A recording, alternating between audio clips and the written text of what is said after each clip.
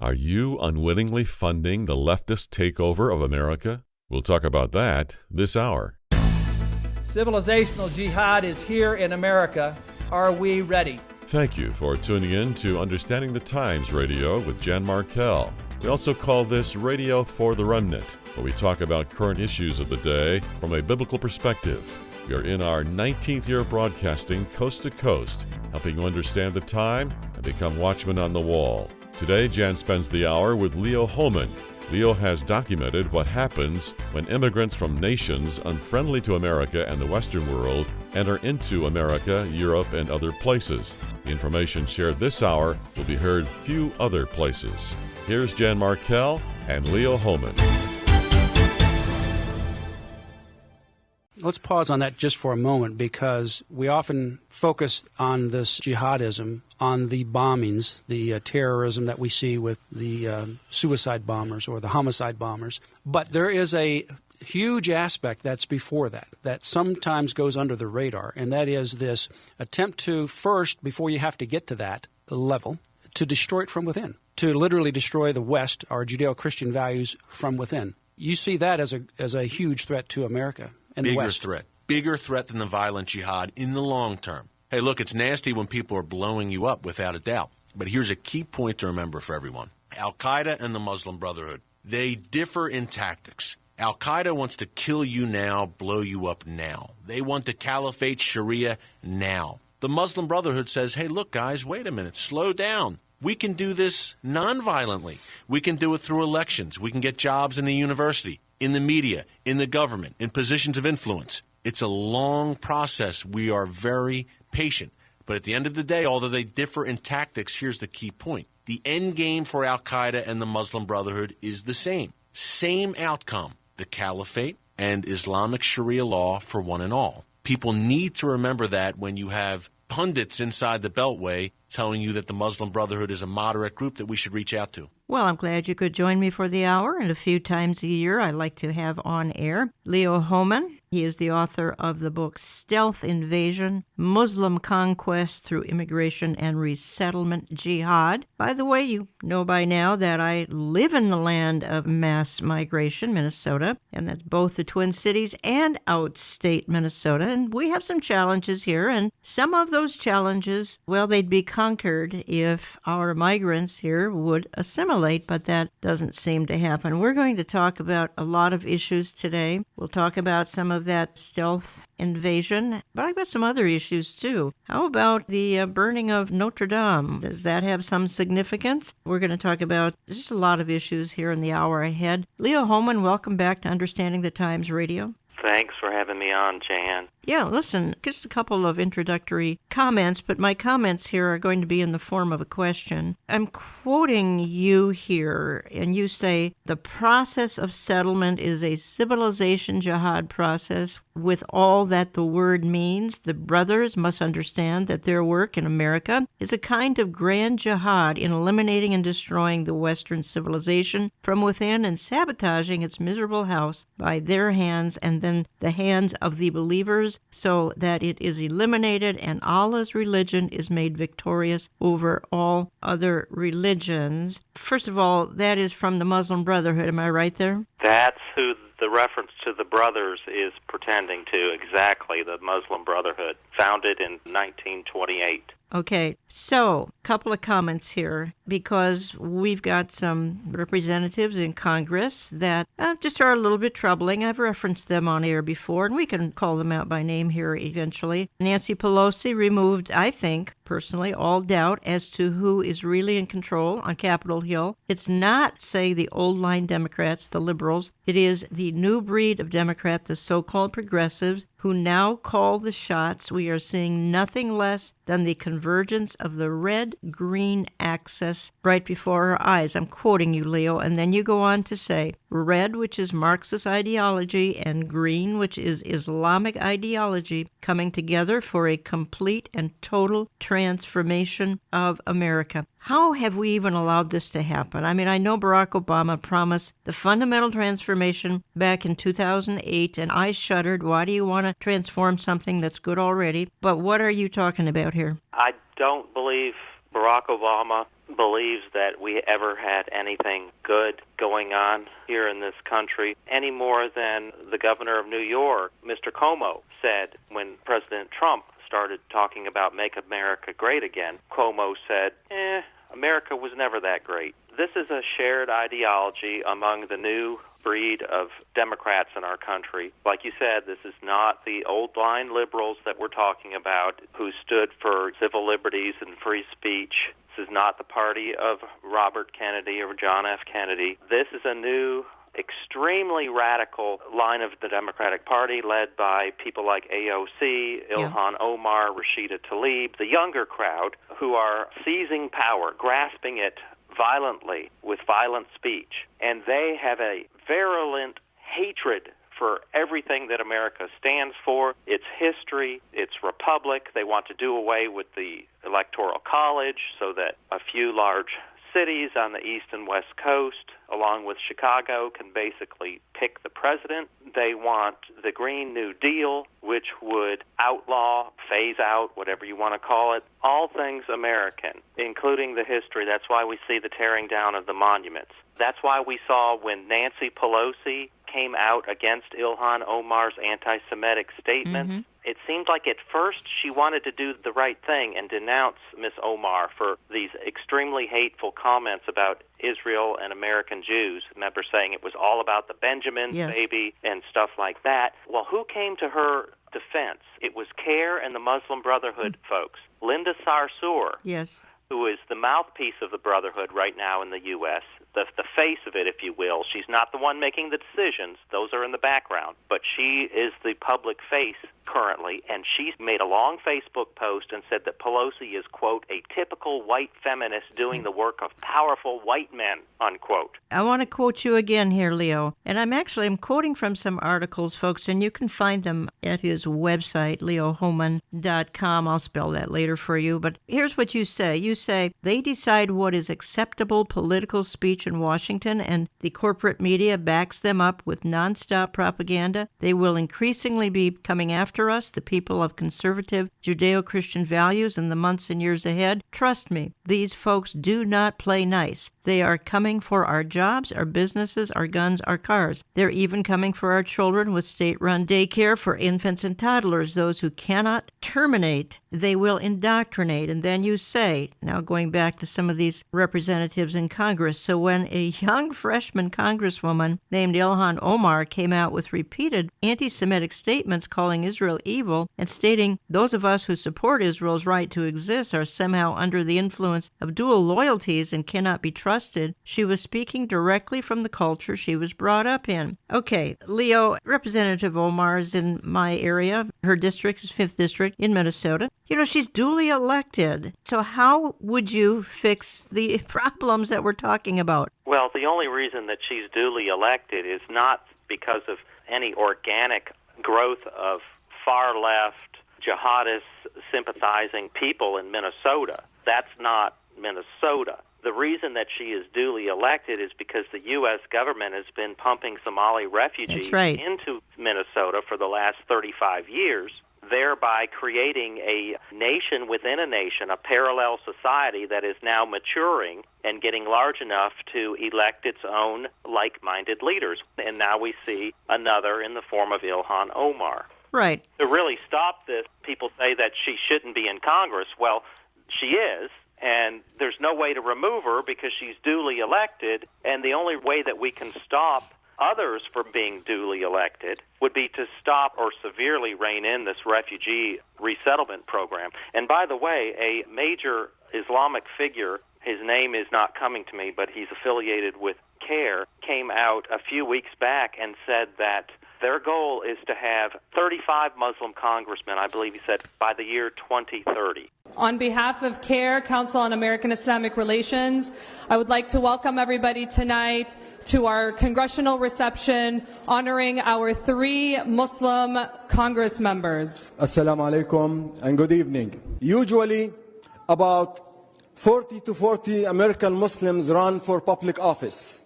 In the past 2 years alone, more than 270 American Muslims ran for public office in an unprecedented number.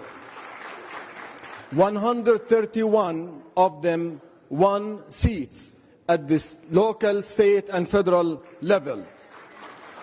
The American Muslim community would spend about $500,000 giving contributions to candidates that they like.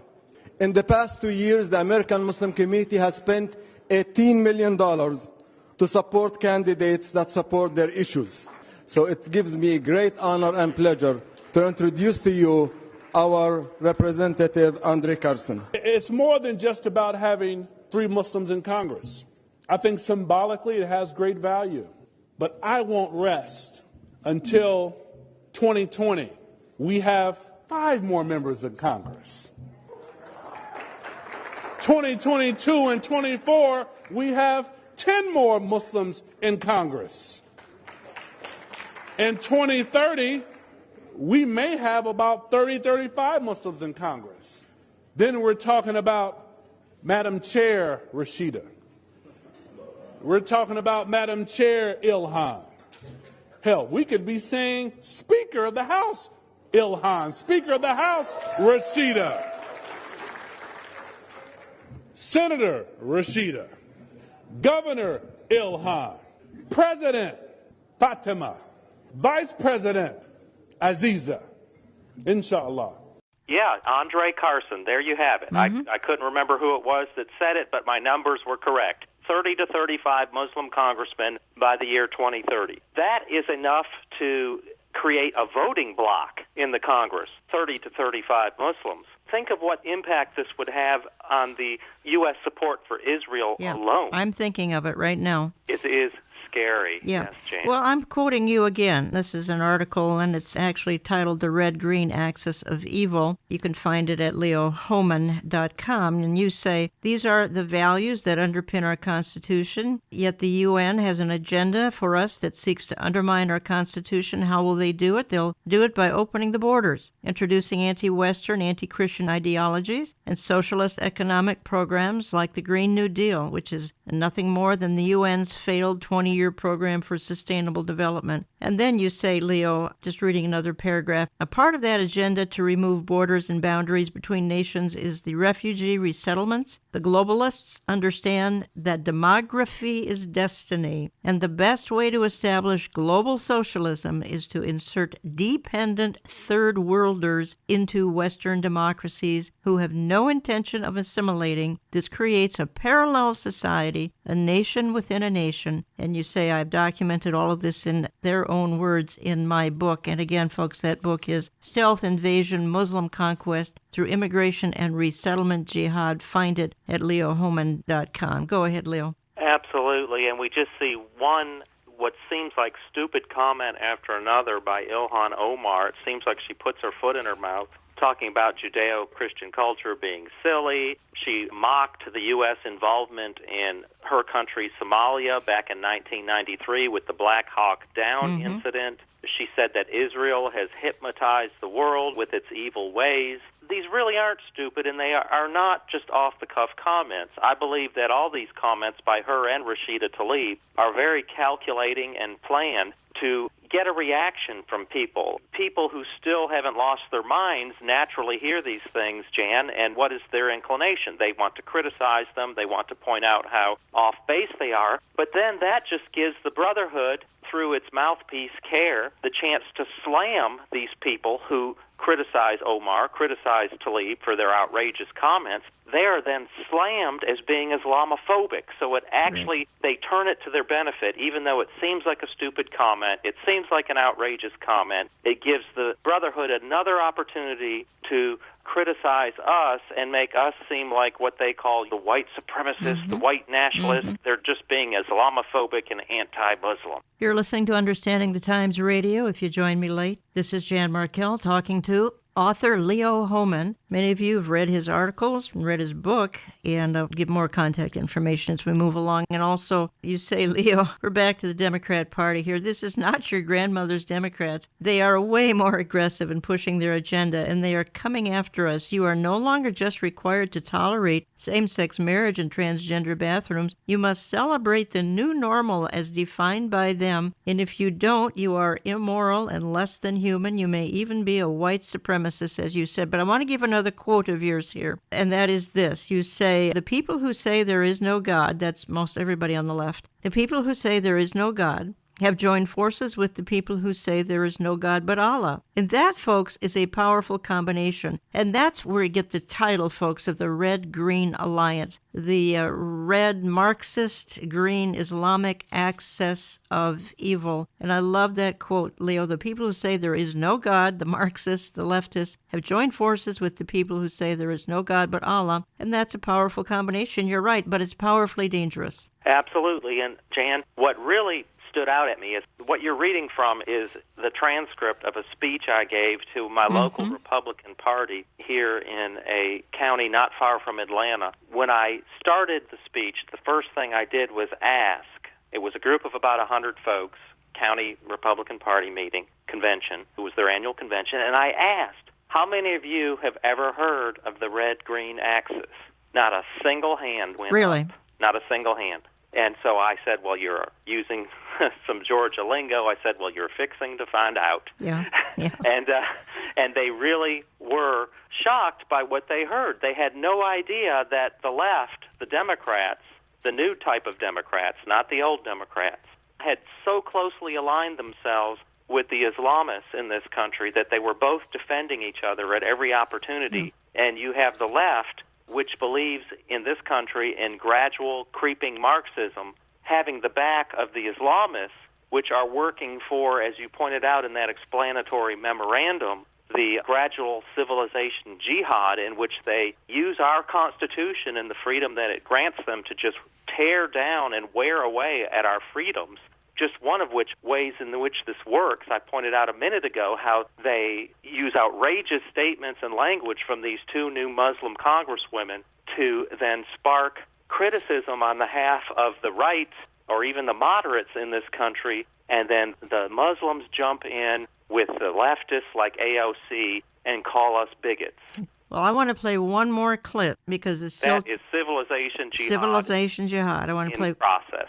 It's Claire Lopez, Clarion Project, and again, she's talking about this red-green alliance and how absolutely dangerous it is. Now, there are three major elements, as I mentioned, to this red-green axis, and we're going to talk about each one in turn. The U.S. Muslim Brotherhood, the Black Lives Matter movement, and a communist, anarchist cabal of what I call the Saul Alinsky mold of anarchists who are in the tradition, quite literally, of the Russian Revolution of 1917. So we'll start with the Muslim Brotherhood. In the United States, I don't know if you all know this, but in 2014, and the Center for Security Policy has written quite extensively about this, including in a book that we call the Star-Spangled Sharia, the Muslim Brotherhood front groups, many of them in the United States, formed an umbrella group of a kind. And so I'm talking about CARE, ICNA, ISNA, I'm sorry, not ISNA, they're not part of it, but they're affiliated with it, and other well-known Muslim Brotherhood front groups in this country formed an umbrella group, and they called it the USCMO, United States Council of Muslim Organizations. That group, we thought, was unique to the United States, that only in the United States had these Muslim Brotherhood front groups come together. Lo and behold, we find out in early 2016 that there was a conference held in Crystal City, Virginia, right outside of Washington, D.C., in February of that year, and it brought together the councils, plural, of Muslim organizations from countries all over the world. Represented at that conference in Crystal City were Muslim Brotherhood front groups from, let's see if I can even remember them all. We had Canada, Britain, France, Spain, Germany, Italy. Other continents were represented. El Salvador, Brazil were represented. South Africa was represented. Australia was represented. New Zealand was represented. All of those, and I'll add one more in a moment, were at that conference. That means that the Muslim Brotherhood is organized in this way of councils, umbrella groups, not just inside the United States, but they've got a network across the entire world. I hope you see how serious this is, folks. I want to quote Leo Hohmann one more time here, what he's writing. And he says, Nancy Pelosi, Joe Biden, even Bernie Sanders, none of them matter anymore. The ones to watch are the new revolutionary socialists, the ones who call themselves progressive. All the others are just playing catch-up, groveling for support from the socialists who now set the agenda for them. That agenda is above all globalist, socialist, and extending government favoritism to Islam above all others. This agenda is exposed completely in his book. Among all the reviews the book has received, one theme has been dominant. It connects the dots. It helps us understand the values of those taking over the Democrat Party and who want to take over the country. You know, Leo, that's all extremely ominous, and I don't know how to put a positive spin on it. I really don't. Well, the Bible says that this is all going to happen. Jesus said, don't be surprised when they hate you because they hated me first. At the Last Supper, he told his 12 apostles that they would come under extreme persecution. 11 of them, all but John, I believe, was martyred. Then we can go throughout history and see the same thread, the same trail of blood of the martyrs. So we should not be surprised. But the silver lining to me is, and we can get into this a little bit later when we talk about the most recent article I posted about what happened in Sri Lanka. Yeah. The way the world responds to this trail of blood from Christian martyrs should bolster our faith because it just affirms what Jesus said. It affirms that we worship the one true God. When you see Muslims being celebrated all over the world, despite the obvious violent nature of this religion, and you see Christians being denigrated when we stand for peace, love, and the golden rule, this just reaffirms what Christ said would happen in the last days after he went back to be with the Father. Right, 2 Timothy 3 as well, that these days will be perilous times. I want to morph into that other article that we're talking about right now, and that article is titled Elites Setting the Stage for a Global Crackdown on Biblical Christianity. Again, that's referencing a couple of things, and certainly the Sri Lanka, and before that, it references the situation in New Zealand, but you say this, Leo, and let's talk about it for a few minutes here. You say the same Christophobic war on Christianity will arrive soon in a city near you. Soft persecution has already caused conservative U.S. Christians to lose jobs and be passed over for promotions simply because they are pro-life, believe in the sanctity of marriage between a man and a woman, or stand against creeping Sharia in their community. This soft persecution will turn hard soon enough, just as it is turning in formerly free countries like France and Germany. Then you say, are you ready for it? And you and I talked for a few seconds here about this article. It's headed Elites Setting the Stage for Global Crackdown on Biblical Christianity. Let's talk about who the elites are. New World Order people? Who are they? Absolutely. These are the folks that are also described as the establishment, the globalists, the elitists, the people who run our university systems, the people who dominate our mainstream media from the very top, your CNNs and your MSNBCs, Washington Post, New York Times, all the way down to most of the smallest daily newspapers in this country. And when I said that we are already seeing the soft persecution, I speak from personal experience because I had a 30-year newspaper career where I worked in mainstream newspapers in suburban areas of Atlanta and Charlotte, North Carolina. After working for 4 years at WorldNet Daily, and WorldNet Daily went into a severe financial crisis and had to lay off most of its staff, I tried to go back into daily newspaper work, and one of the newspapers that I used to work for in 2010 through about 2012 or 13 said, yeah, we want to hire you back. We want you to be our top editor. They offered me the job. I accepted it. About a week later, I get a certified letter in the mail saying, after a recent online review of your work, we have decided to rescind the job offer. I touched on the forbidden subject. I criticized Islam and open borders. I was no longer hireable even, and this was in a very conservative county in Georgia. The publisher actually told me that we are the reddest county in Georgia. Okay. So here you have a newspaper in the reddest county in Georgia, which is a red state, and they won't hire someone to be their news editor because he had written critically of Islam and open borders. Okay. It is really going on more than the average conservative is even aware. Right. It is more than the average listener is aware. You're absolutely right. But you and I commented about those who were observing the tragic situation in New Zealand, and then more recently, Resurrection Weekend, of course, what happened in Sri Lanka, and the comments by Barack Obama and Hillary Clinton. Talk to me about that for just a minute. We can carry this over into my second segment. Yes, that was striking, Jan, the choice of words used by Barack Obama, Hillary Clinton, Julian Castro, Elizabeth Warren. They all used very similar words, and instead of identifying the victims in this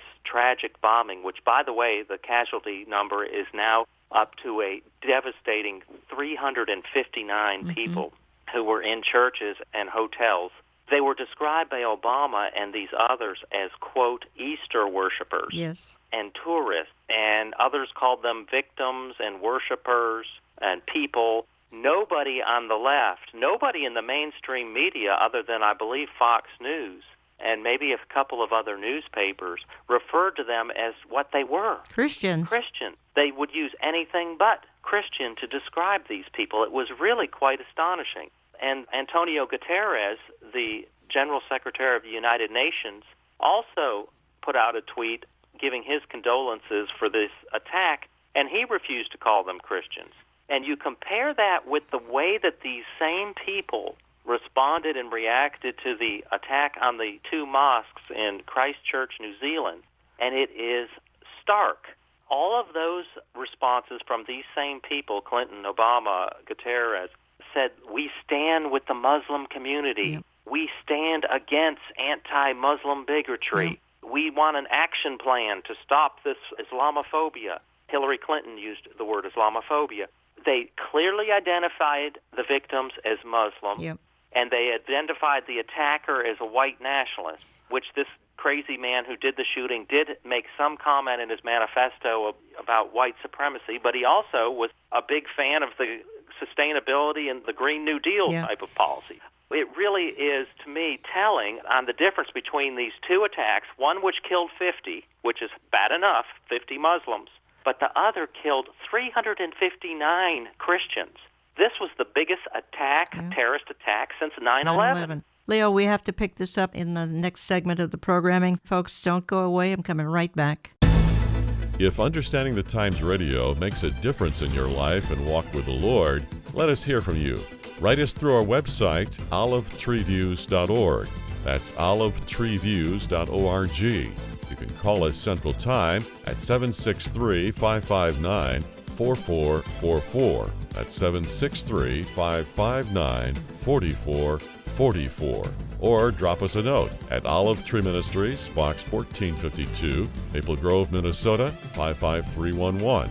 That's Box 1452, Maple Grove, Minnesota 55311. Our programming is posted electronically to our website, oneplace.com, and our YouTube channel under Jan Markell on Saturday morning. More with Jan Markell and Leo Hohmann in a moment. It is now on the horizon, Understanding the Times 2019, Saturday, September 21st. Tickets will go on sale June 1st. They are general admission only and are $25, but include a lunch. After June 1st, we're asking that you call the Brushfire Agency at 888-338-5338 or sign up online at brushfire.com. That number again is 888-338-5338 after June 1st.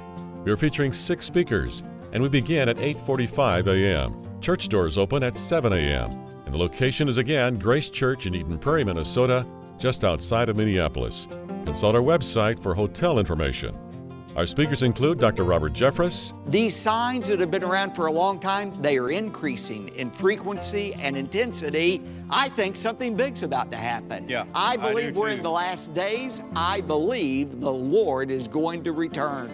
Amir Sarfati. And at the last trumpet, we're going to be out of here. there will be certain events around the world, and there will be the last trumpet, and we don't know the day, and we don't know the hour, but we understand the times and the seasons. Pastor J.D. Farag. Because there's coming a time, and I believe it's very soon, when that trumpet's going to sound and everything here matters no more. I mean, shouldn't that affect us, the way we live our lives? Pastor Jack Hibbs. And he's not only spoken to us in his word, he is speaking to us right now in world events. He's requiring you and I to take what we're seeing in the world and match it up against the Word of God. And Jan Markell. I believe that the world is longing for a man with a plan, for a Mr. Fix-It.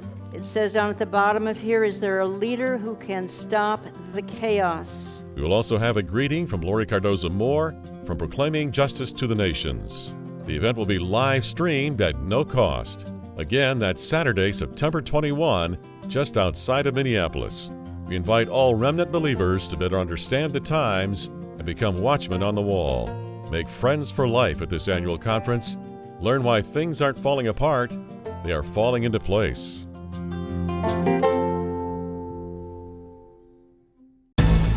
But what they haven't told us in the mainstream media is that over 1,000 Christian churches That's right. have been burned or desecrated or otherwise vandalized over the last year alone. And so this is all being swept under the rug. And when an event is so big that they can't ignore it, like the Notre Dame Cathedral and the attack in Sri Lanka, we're given not the full truth, but just bits and pieces. We have an active website, olivetreeviews.org, that features daily headlines and other articles, video, 2 years of radio programming, a store with cutting-edge products, conference information, and donate and contact links. You can now text to give. Jan Markell and Leo Hohmann are sharing sensitive information this hour. That's why we ask our listening audience to regularly pray for this ministry and our media team. Also, that we can raise the substantial funding for this radio outreach. Let's return to Jan Markell and Leo Hohmann, who continue their discussion on stealth invasion and resettlement jihad.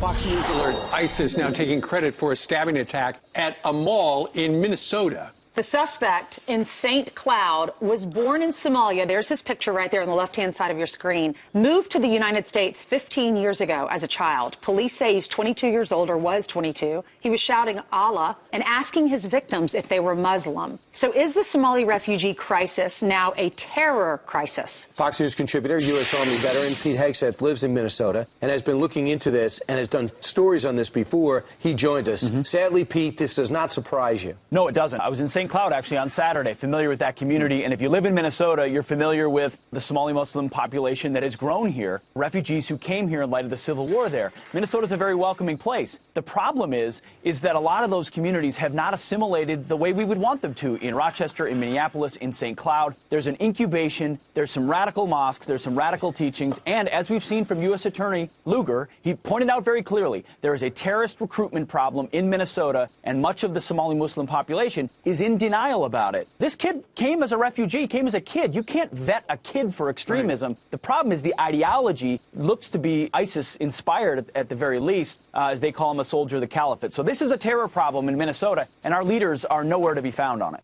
Okay, well, that is part of the discussion that we're having for this particular hour. Let me just quickly say that I know that you lead such terribly busy lives, so remember this programming is posted electronically. Saturday morning, we're airing on about 850 radio stations. If you can't get all of the program, you can get it at olivetreeviews.org, olivetreeviews.org. You can get the oneplace.com mobile app and have it downloaded to your devices Saturday morning. Why don't you look into getting my print and e-newsletter? We talk about these issues in my various newsletters as well. We have an active presence on social media, so look us up there as well. Facebook, Instagram, well, YouTube, and Twitter, as a matter of fact. Now, I'm spending the balance of the program with Leo Hohmann, and here's how you get a hold of Leo. If you'd like to chat with him, it's leohohmann.com. The last name is Hohmann, leohohmann.com. You'll find his articles, and you'll find his book, and the book is Stealth Invasion, Muslim Conquest Through Immigration and Resettlement Jihad. And I've already indicated that Minnesota is certainly, it's sort of a headquarters of some of the issues that we're talking about. I have indicated that I think, speaking as a Minnesotan, the chief issue I think I struggle with is the lack of assimilation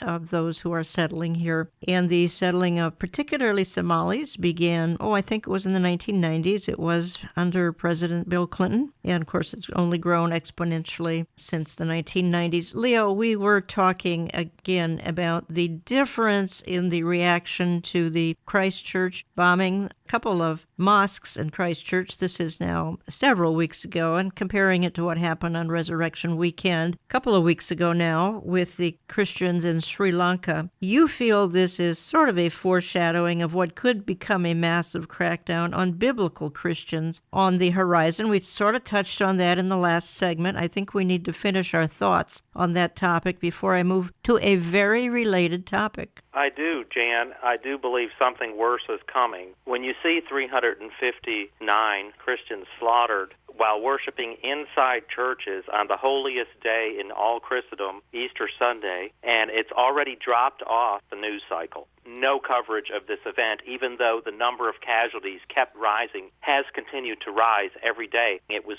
290. The next day it was 304 or 5. The day after that it was 321. By Wednesday night it was 359. And so even though this is a story that continues to evolve and get worse, you have to really hunt on the Internet. You have to go to the Internet and start Googling to find out what's going on. We see the same thing happening in France, where we had the big story the week before about what? The burning of the Notre Dame Cathedral, which is the most iconic church in that country, which is quickly being taken over by Islam. 10% of the French population is now Muslim. But what they haven't told us in the mainstream media is that over 1,000 Christian churches That's right. have been burned or desecrated or otherwise vandalized over the last year alone. And so this is all being swept under the rug, and when an event is so big that they can't ignore it, like the Notre Dame Cathedral and the attack in Sri Lanka, we're given not the full truth, but just bits and pieces.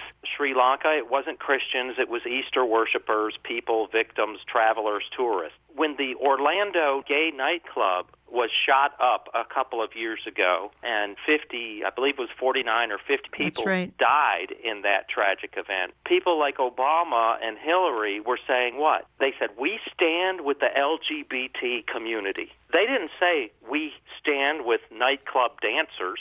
They were very specific in who they said that they were standing with. We don't see that when there's a massive attack on Christians. Right. We just get this vague, generic term like Easter worshipers. Right. To me, that is sending signals. We need to pay attention to the signals that the world is sending us, lest we be caught unprepared when the persecution comes to our country, our state, our city. Don't want to be caught unprepared. And I believe that if we read the tea leaves of what the world is telling us, that there is a hatred for Christianity that is about to boil over. Look at the Nazi Holocaust. Jews were not suddenly rounded up and taken overnight, disappearing into concentration camps. First, they had to marginalize them in the media and in the public square. They had to blame them for all the country's woes, the bad economy. It was the Jews' fault. Leo, you and I are kind of talking about biblical Christians here. I want to segue into... I think it will affect all Christians, but it is biblical Christians who are going to be held to the sword. But I'm morphing into another article of yours, which is really more about apostate Christianity, and it's called The Coming Convergence of Islam and Apostate Christianity. I want to spend an extra few minutes on this because we've got churches participating in all sorts of things that are very strange. Churches participating in Ramadan, churches participating in Chrislam. I'll say more about that as we move into this. You write here, we're back to the situation of the Cathedral of Notre Dame. I'm just skipping around in an article that you wrote, and you say, why were the French so eager to sweep this fire under the rug of history? And then you go on, there has been a disturbing pattern of arsonists, as you just said, targeting hundreds of of Christian churches in France over the last few years, including 10 in a 1-week period. The same month that the Notre Dame caught fire, there were 10 in 1 week churches that were burned, probably, I think, by arson. And then you go on to say with nearly 10% of its population now Muslim, France would quickly devolve into chaos. Police would launch a nationwide manhunt for the Muslim arsonists. Muslims would be out in the streets, perhaps defacing more churches and cemeteries. Anything that stands as a symbol of Christian France. Priests and pastors might be kidnapped and killed. Regular Frenchmen, feeling threatened, might strike back, possibly burning down mosques in retaliation. And then you say, Leo Hohmann, you say the last thing President Macron wants is to take a chance that a thorough forensic investigation could spark a civil war. You can hardly blame him, but show me a nation that has lost the will, for whatever reason, to enforce the rule of the law and lost faith in its ability to blindly apply justice, and I will show you a nation that has already been conquered.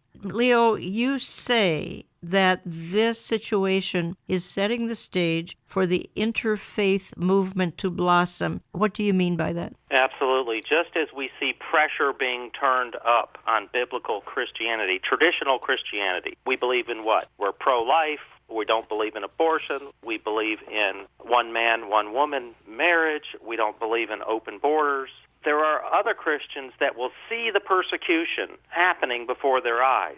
And if they're not strong in their faith, maybe they're waffling, maybe they even believe in some of this stuff they say they do. Maybe they say they're pro-life, but they're going to be afraid because they're going to see the persecution heating up. And the New World Order has an answer. Just go along into this new, watered-down version of Christianity. Maybe it'll be called Chrislam, maybe it'll be called something else.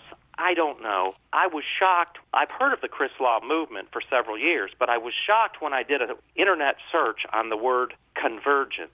Islam, Christianity, and convergence.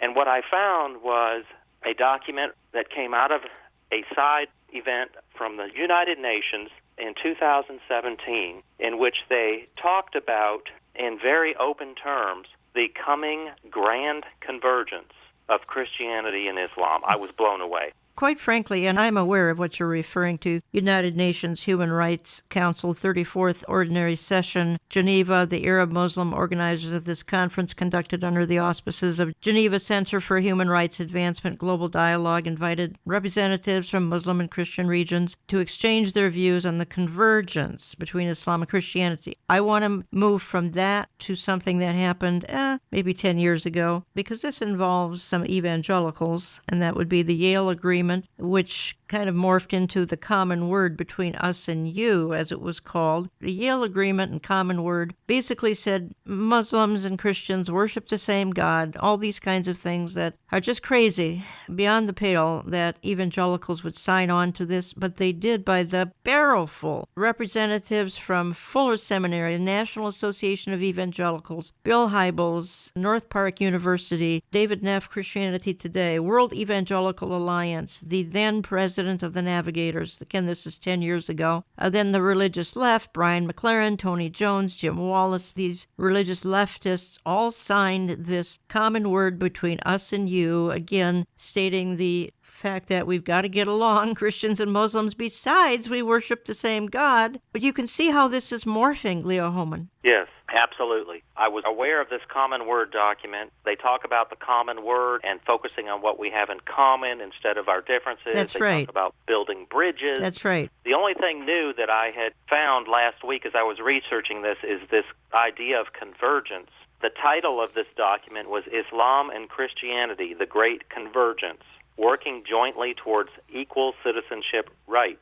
And it was co-sponsored by the permanent missions of Algeria, Pakistan, and Lebanon. Well, Pakistan, we know, has a horrific record on human rights with regard to Christians. Lebanon is getting worse by the day, and Algeria is not very good either. So here you have three countries that don't believe in human equal rights for Christians, touting some newfangled religion where Islam and Christianity would get together in a great convergence and everything would be hunky-dory. It really is quite astounding. I don't know where it's going from here, Jan, but it's getting to sound an awful lot like a one-world religion. Yeah, one world religion. And by the way, a real mover and shaker in all that we're talking about, of course, is Pope Francis. He's certainly in the forefront of all the global activity. And you did an article, of course, on the fact that he signed a pact with Islam declaring diversity of religions is willed by God. He's, I think, been called the vicar of the New World Order. So the Pope is a major player. I mean, just what his ultimate role is, I don't know. I'm not suggesting he's playing an apocalyptic role, though he certainly could. I'm quoting you one more paragraph here because we're still in the discussion about the situation in France. And you say, I can't help but wonder if God isn't trying to tell us something with the tragic fall of the spires of the great cathedral, and that it would be of Notre Dame. That's our current discussion anyway. And you say, like France, we in America know that our Christian house is on fire, or at least smoldering under the weight of sin and moral decay. Will we wait like France until it burns and crashes to the ground, and even then remain in denial, all because we could not bear the thought of calling on the heavenly fire chief to put out the flames? I appreciated that paragraph that you wrote there, Leo. Do you want to expound on that?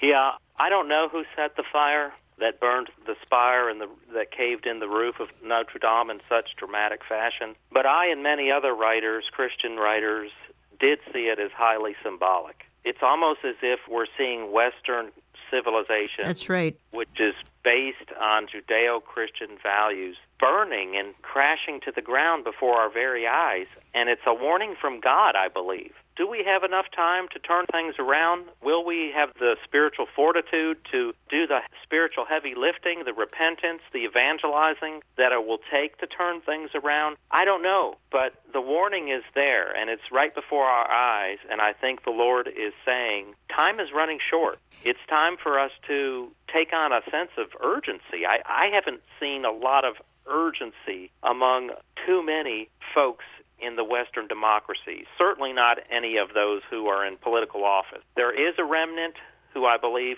is very much aware of what's going on and is preaching repentance and is looking at their own lives and repenting and trying to get right with God because something is getting ready to happen. The Lord is merciful, and He's sending us warnings. You can learn more, folks, at Leo's website, leohohmann.com, and find his book there, Stealth Invasion, Muslim Conquest Through Immigration and Resettlement Jihad. Leo, in our time that remains, I want to move to a different topic. I've been covering some information, folks, from his website. He's a journalist. You can sign up for the RSS feed and get it in your inbox every time he writes an article, but you have to go to leohohmann.com to do that. And this is an article you've written, Are You Unwittingly Funding the Leftist Takeover of America? Let me just read a couple of paragraphs here, and whatever time we have, we can discuss it just a little bit. You say, many of you have contacted me shocked and asked what we can do to stop the race towards socialism, which we know will accelerate once the progressives win back the White House, and they will win if we continue to ignore the biggest elephant in the room, our lack of funding and the utter dominance of the mainstream media by the left. When that day comes, it will be open season on anyone who dares to speak up on behalf of Judeo-Christian values that undergird our Constitution. In short, our Constitution itself is in danger of being gutted. And then you say, I know it sounds shocking, but let me repeat what I just said. Much of the money that is flowing into the coffers of evil organizations like Planned Parenthood, the anti-gun lobby, and the far-left community organizing groups originates from the pocketbooks of regular, patriotic, God-fearing American, and some of them Christians.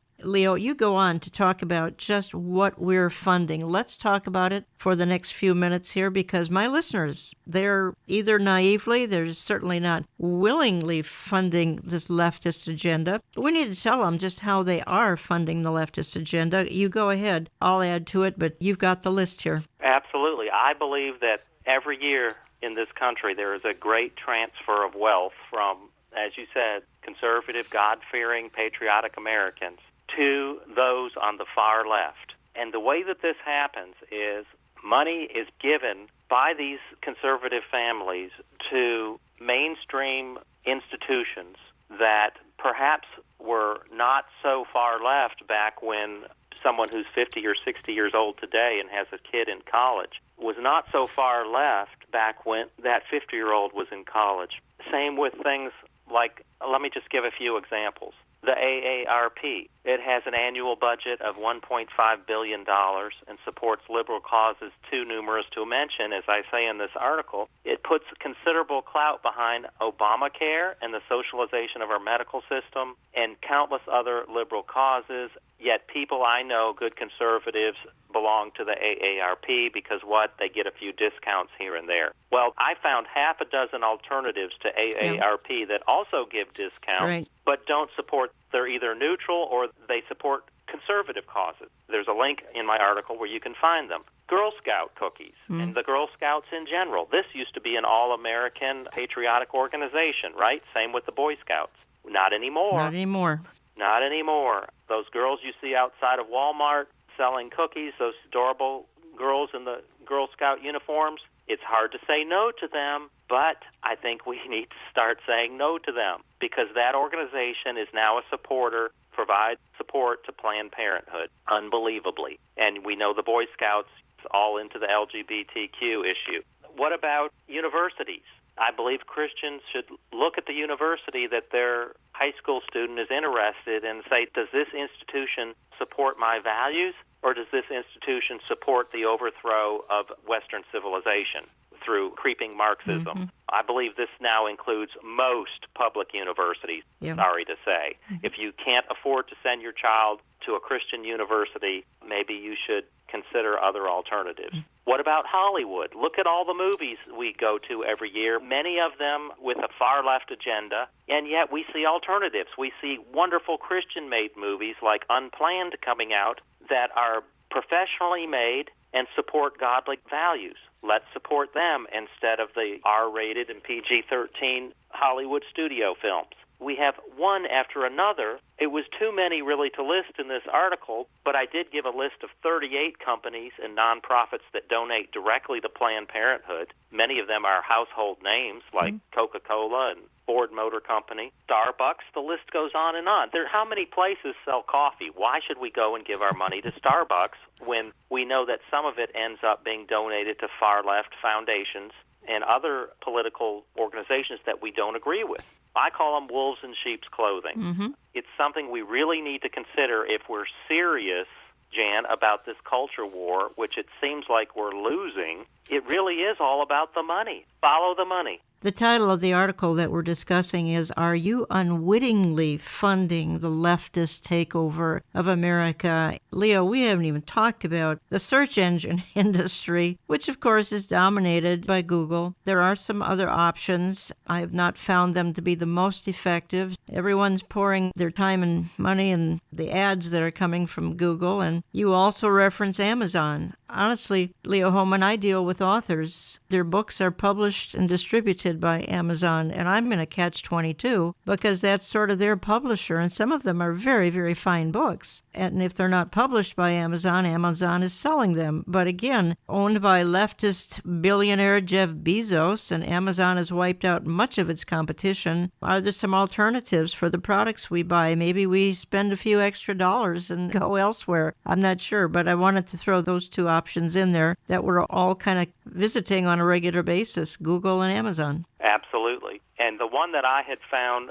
that is a really good alternative, to me it's far better than Google, is DuckDuckGo.com. You go to DuckDuckGo, you punch in whatever it is that you want to search, and you get an unbiased list of sources that provide the information that you're looking for. Whereas with Google, if you punch in, say, something on a topic that myself or Robert Spencer or somebody else wrote about concerning, say, Islam or abortion or whatever, our articles are going to be buried like 8 or 10 pages into the search. This didn't used to be the case with Google. 4 or 5 years ago, you could punch in a topic and a story by Leo Hohmann at WorldNet Daily would come up in the first page or two if you put in the right keywords. Now you have to almost punch in the exact headline or title of the article to get it within even the first 2 or 3 pages. Interesting. It really is astounding. But DuckDuckGo doesn't do that, and DuckDuckGo also does not track your searches and save your search data like Google does. Well, and you're right, Leo. You say the problem is that the left, while our parents and grandparents slept, quietly hijacked almost every cultural institution in our country. Once purely American groups, and again, we've talked about it, like the Girl Scouts, the AARP, the Chamber of Commerce, and some of the largest church denominations have all flipped in recent years to the point where they are on board with the insane policies of open borders, abortion, special privileges for an ever-increasing cadre of subgroups claiming to be victims, and socialism under the guise of sustainable development, or as recently rebranded, the Green New Deal. Folks, if you want to learn more, I invite you to visit leohohmann.com, and I invite you to look into his book, Stealth Invasion, Muslim Conquest Through Immigration and Resettlement, Jihad. I got about 30 seconds, Leo, if you want to wrap it up. Yes, I just thank you so much for this opportunity, Jan, and for your wonderful ministry. I really believe that the answer is we need more observant Christians. We have a lot of Christians in this country, and we have a lot of Muslims. The percentage of Muslims who are observant and actually following the Quran and what it says, I believe, is on the rise. The number of Christians who follow and observe what the Bible teaches has been on the decline for years. We need to reverse that, and that is going to be the answer to our problem. You know, folks, it says in Isaiah 33:6 that God will be the stability of our times. Politicians never will be. Kings and generals fade. Very important people mean nothing to God. He's going to ultimately crush all evil and all evildoers. So put your faith and trust in God alone and not in frail mankind who will only let you down. Again, He is the stability of our times, God alone. I want to thank you for listening, and we'll talk to you again next week.